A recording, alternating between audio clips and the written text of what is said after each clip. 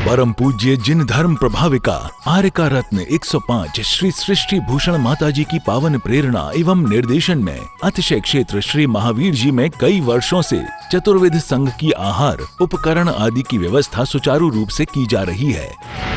आप भी इस पुण्यवर्धक कार्य में अपने परिवारजनों के जन्मदिन, वैवाहिक वर्षगांठ एवं पुण्यतिथि पर एक दिन की आहार व्यवस्था में अपना सहयोग देकर पुण्य का संचय अवश्य करें। 1,11,000 से अधिक राशि दान देने वाले परिवार का नाम शिलापट पर अंकित किया जाएगा और शिरोमणि संरक्षक कीर्ति स्तंभ बनने वालों का विशेष आरक्षण रहेगा।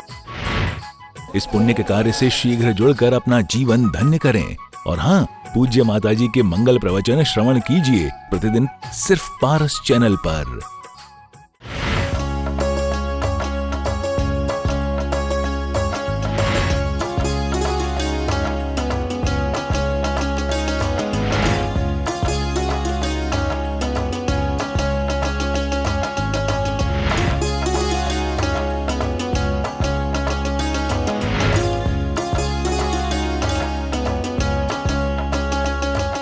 नए वर्ष की पावन बेला में यही है शुभ संदेश।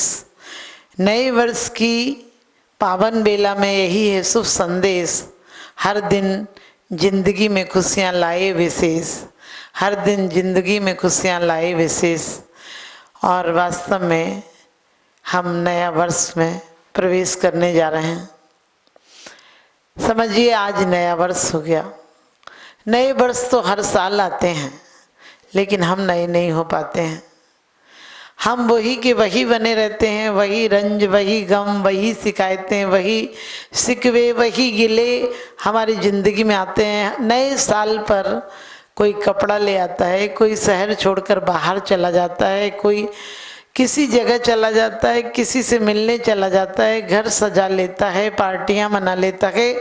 लेकिन ये सब अच्छे लक्षण नहीं हैं, क्योंकि यदि हम पूरे जीवन हमारा त्यौहार हो, हर दिन हमारा त्यौहार हो, तो नया क्या करना।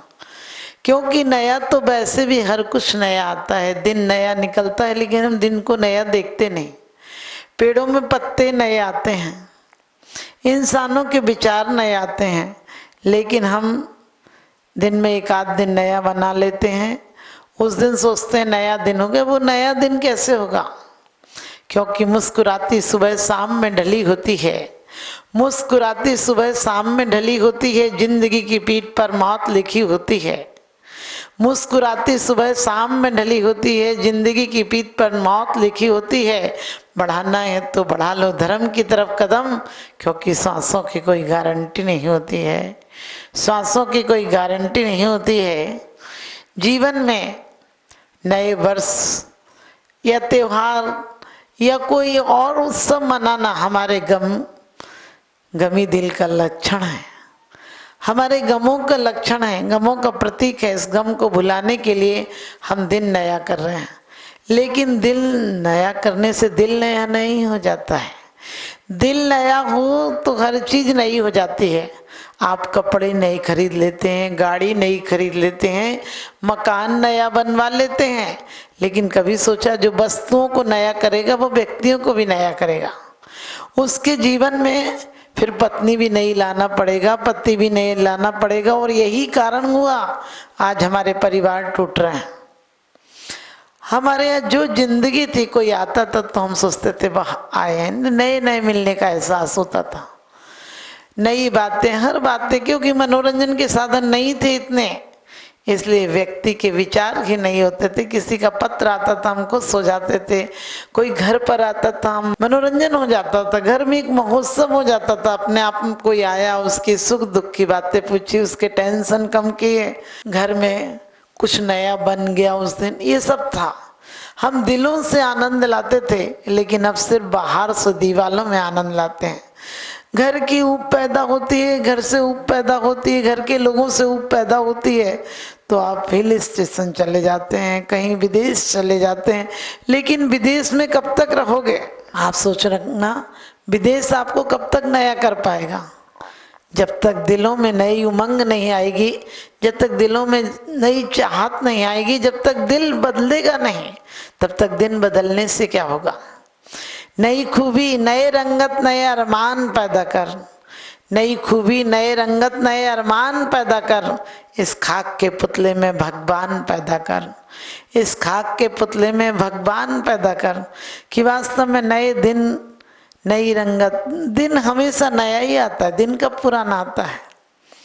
लेकिन हम पुराने से इतने जकड़े रहते हैं, पुराने का मोह नहीं छोड़ पाते। कल किसी ने आपसे अच्छी बात की, आपने मुस्कुरा कर बोला, आपसे मुस्कुरा कर उसने बोला, आप क्या चाहते हैं आज भी मुस्कुरा कर बोले? बस यहीं से दिक्कतें शुरू हो जाते हैं। आप उससे उम्मीद करते हैं कि कल इसने अच्छा बोला, आज भी अच्छा बोलना चाहिए। आज समय अलग होगा, परिस्थितियां अलग होंगी, उसके अपने कुछ भी दिक्कतें हो सकती हैं, वो कल जैसा कैसा होगा। आप हर नए को स्वीकार कीजिए। वो क्रोध में आता है तब भी कोई बात नहीं, प्रेम में आता है तब भी कोई बात नहीं, क्योंकि जो प्रेम में आता है उसका इंतजार होता है, और जो क्रोध में आता है उससे हम दूरियां बना लेते हैं। आपने देखा होगा, यदि पति बहुत अच्छे से बोलता है तो आप सोचते हैं दूसरे दिन भी बोलेगा, उसके दूसरे दिन ना बोले, बस आपकी तकरार शुरू। आप दूसरा लाने का सोच लेते हैं। अरे परिवार के संबंध जूते चप्पल नहीं कि जब चाहे बदल दो और फेंक दो। परिवार को परिवार की तरह बांध कर रखना। पहले हमारे संबंध भी होते थे तो बड़े बुजुर्ग घर के लोग सब इकट्ठे होते थे, समाज में बहुत बड़ा अनुष्ठान होता था। जितनी हमारी रस्में, चाहे विवाह की हों, चाहे जन्मदिन की हों, पुरानी हर रस्में एक बहुत, कहना चाहिए, मौजूदा हालत पर होते थे। बहुत जिम्मेदारियां की होती थी। घर के बड़े बड़े बुजुर्ग लोग आते थे, तिलक करते थे, टीका चढ़ाते थे, पूरे गांव को मिठाई खिलाते थे, गांव भर इकट्ठा होता था। तो रिश्ता तोड़ने में लगता था कि इतने लोग बड़े बड़े आए हैं, उसको कैसे तोड़ा जाएगा। लेकिन आज तो कागज पर साइन करो तुम्हारी शादी हो जाती है, दूसरे दिन साइन करो तुम्हारी तलाक हो जाती है। क्योंकि अब बड़ों का सम्मान नहीं रहा, अब बड़ों के प्रति समाज की मर्यादा नहीं रही। आपने देखा होगा, पहले एक पंच बोल जाता था और निर्णय मान लिया जाता था। आज पूरी पंचायत बोले फिर भी नहीं मानता आदमी, क्योंकि उसने नए का इजाद नहीं किया, नए को सम्मान नहीं दिया। जो निर्णय है, जो फूल हैं, जो पत्तियां हैं, हर कुछ तो नए आते हैं। उगती कली तोड़ ले माली, उगती कली तोड़ ले माली, इसमें दोष चमन का क्या है। उगती कली तोड़ ले माली, इसमें दोष चमन का क्या है। और हर चीज नई है दुनिया में, इसमें दोष उबन का क्या है। हर चीज नई होती है, सुबह होती है, शाम होती है, यूं ही जिंदगी तमाम होती है। जो लोग ज्यादा दुखी हैं वो लोग ज्यादा त्योहारों पर विश्वास रखते हैं। आपने देखा होगा, जो गरीब लोग होते हैं उनके त्योहार खाने के होते हैं। वो कहते हैं आज ये त्योहार है तो हलवा बनेगा, दूसरे पे पूड़ी बनेगी, कचौड़ी बनेगी, रायता बनेगा, आज ये चीज बनती है। लेकिन अमीरों के त्योहार होते हैं, वो अमीरों के त्योहार उपवास के होते हैं, क्योंकि ज्यादा खा लिया, उसको बैलेंस करना है। तो आप आज के दिन नए त्योहार पर नई खुशियां लाएं, नया मन बनाएं, क्योंकि दो तरह के इंसान होते हैं। एक वस्तुओं को बदलते हैं, व्यक्तियों को बदलते हैं, एक स्वयं को बदलते हैं।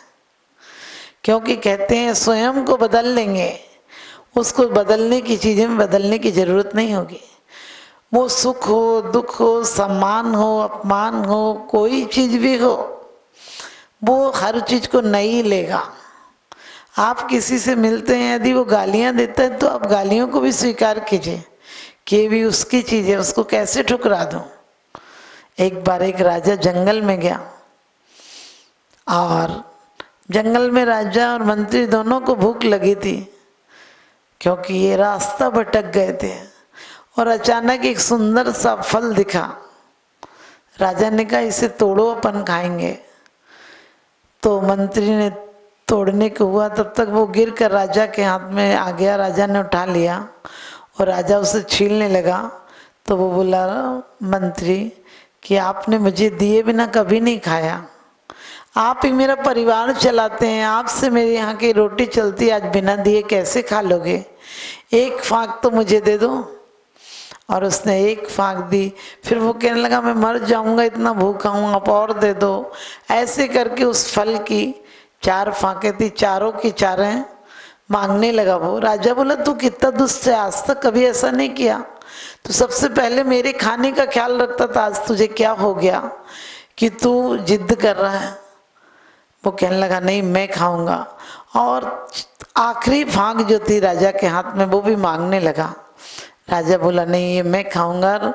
मंत्री ने झपट्टा मारा और उनके हाथ से झपट ली वो चीज़ और खाने लगा, लेकिन उसका कुछ छीनने में कुछ रस राजा के हाथ में लग गया, और राजा ने सोचा चखूं तो कि इतना अच्छा फल है कि इसने ले लिया मेरे हाथ से, ऐसी क्या चीज़ है मुझे आज जरा सा भी नहीं देना चाहता है। राजा ने उससे उंगली को मुंह पर लगाया तो थूकने लगा, कहने लगा इतना कड़वा फल था और तूने छीन लिया और तेरे चेहरे पे कोई सिकन नहीं आई, तूने क्यों खाया? अरे छोड़ देता, मुझसे भी कह देता, फेंक देता। कहने लगे राजन यदि मैं तुम्हें कहता फेंक दो तो शायद भूख में तुम फेंक नहीं पाते, और ये अजनबी फल था ना, मैं तुम्हें खाने देता, कहीं आपको कुछ हो जाता तो राज्य का क्या होता, आपको जरा सी भी आंच आ जाती तो मेरे राज्य का क्या होता, अरे मैं मर भी जाऊं तो क्या फर्क पड़ता है। राजा ने कहा कम से कम शिकायत तो करनी थी, तुझे कहना था कि राजन मत खाओ। राजा ने उससे कहा कि तू मुझे इससे कह तो देता कि फल कड़वा है तो मैं नहीं खाता। वो बोला मैं कैसे कह देता, जिन हाथों ने आज तक पूरी जिंदगी मेरी परवरिश की है, मुझे खाना दिया है, उन हाथों को आज मैं कैसे कह देता कि उनके हाथ से आई चीज आज गलत है। राजन में ऐसा नहीं कह सकता था, और राजन को आँख खुल गई कि जिस परमात्मा ने इतनी अच्छी जिंदगी दी है, यदि किसी दिन कड़वे फल दे देगा तो भी क्यों शिकायत करूँगा, उससे शिकायत नहीं करूँगा, उसके कड़वे फल भी स्वीकार होंगे।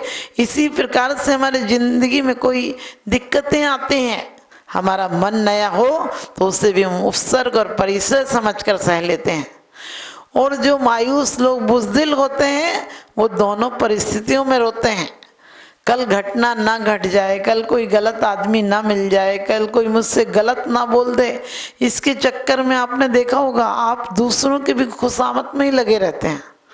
आपसे कोई कहे आप बहुत सुंदर हो, आप मान लेते हो कि सुंदर हो, क्या सुंदर हो, क्योंकि मत रूप निहारो दर्पण में दर्पण मैला हो जाएगा, मत रूप निहारो दर्पण में दर्पण मैला हो जाएगा, निज रूप निहारो अंतर में अंतर उजला हो जाएगा, निज रूप निहारो अंतर में अंतर उजला हो जाएगा।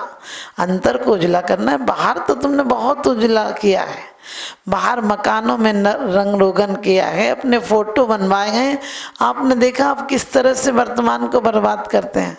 आप कहीं जाते हैं फोटो पर फोटो लेते रहते हैं और उन्हें फिर देखते नहीं हो, बहुत ज़्यादा हो जाती है उन्हें डिलीट कर देते हो।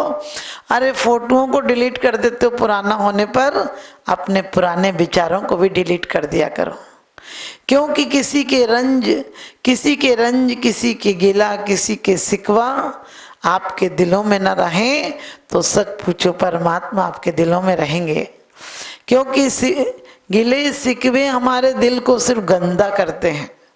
कोई साल भर पहले आपसे कुछ बात कह देता, आप साल भर तक याद रखते हैं, अरे कचड़े की भी हद होती है, इतना कचड़ा क्यों ढोते हो किसी की जिंदगी का।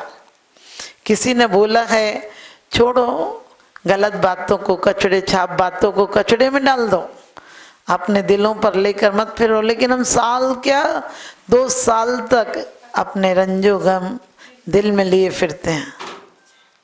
हम सोचते हैं इसने कहा तो क्यों कहा, और उससे बवंडर मचा देते हैं। हमारे अंदर वो बातें प्रवेश तक नहीं करें तो हमारा हर दिन त्योहार हो जाएगा, क्योंकि कहते जिंदगी का त्योहार अभी बाकी है, जिंदगी का त्योहार अभी बाकी है, जिंदगी की कई उपहार अभी बाकी हैं। अभी तो नापी है तुमने मुट्ठी भर जमीन, अभी तो नापी है तुमने मुट्ठी भर जमीन, अभी तो सारा आसमान नापना बाकी है, अभी तो सारा आसमान नापना बाकी है। जिंदगी में आज से अपने मन को नया करो, मन नया हो तो पुरानी कोई चीजें नहीं आती हैं।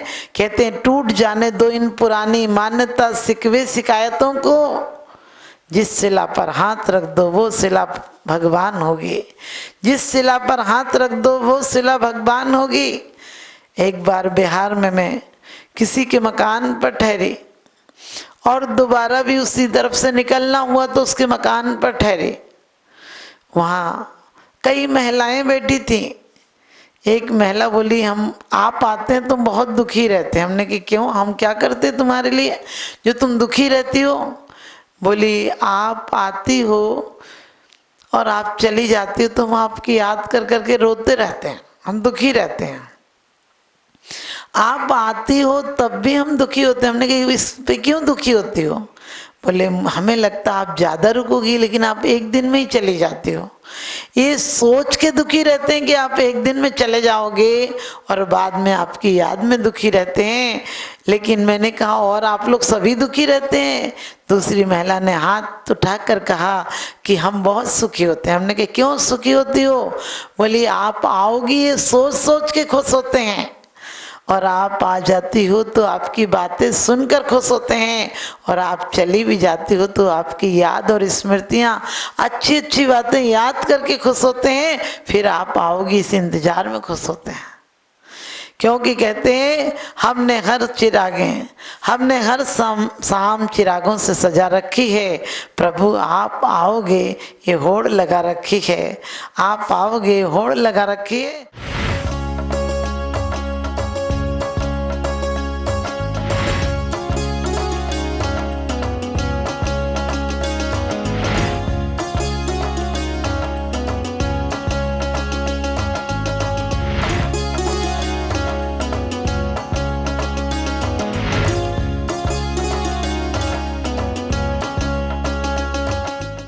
परम पूज्य जिन धर्म प्रभाविका आर्यका रत्न 105 श्री सृष्टि भूषण माताजी की पावन प्रेरणा एवं निर्देशन में अतिशय क्षेत्र श्री महावीर जी में कई वर्षों से चतुर्विध संघ की आहार उपकरण आदि की व्यवस्था सुचारू रूप से की जा रही है।